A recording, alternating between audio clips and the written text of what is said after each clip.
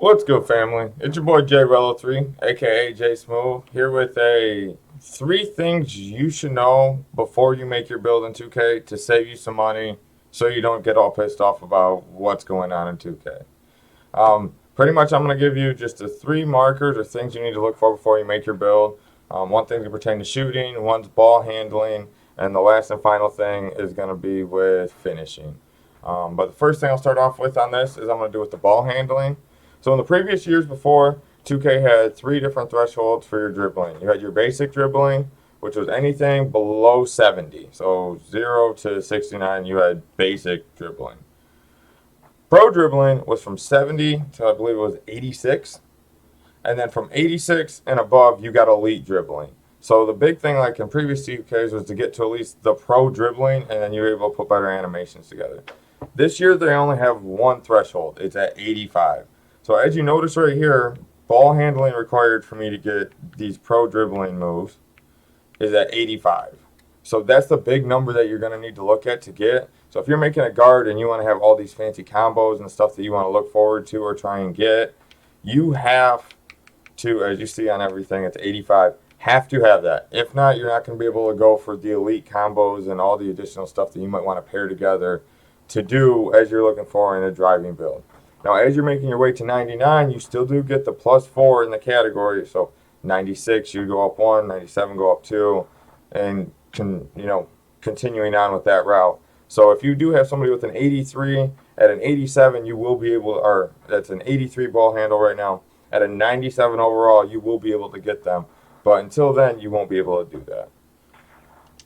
Next thing that I'm going to go over is for in the animation store is going to be for finishing.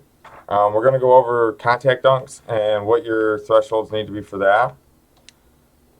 So in the park, to get any of these combos, you just need a 70 dunk. It's just a 70 dunk to get this stuff in the park. That's just the big number that you need to look for in the park. If you play mostly in the park, is a 70 driving dunk, and you can get any of these.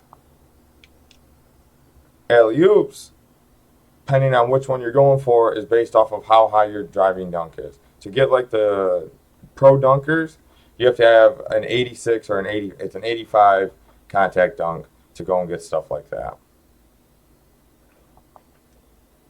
And then for the final thing that we're going to go over is shooting.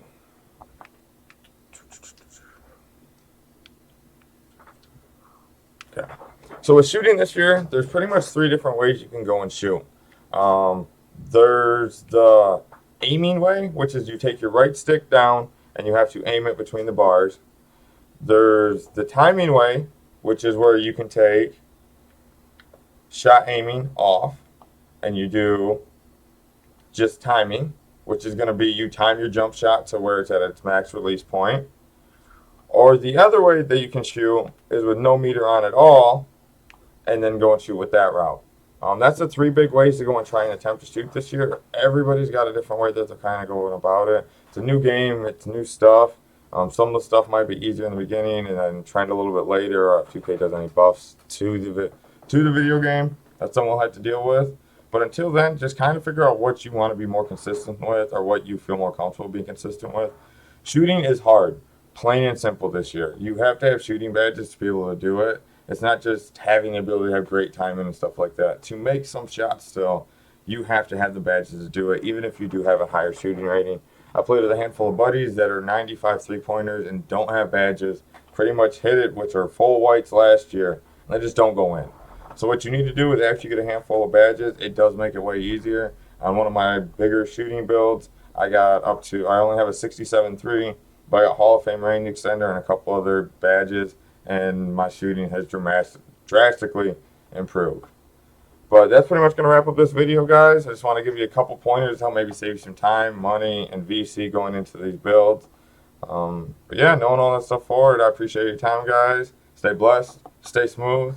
Look forward to seeing you in the next one. Peace.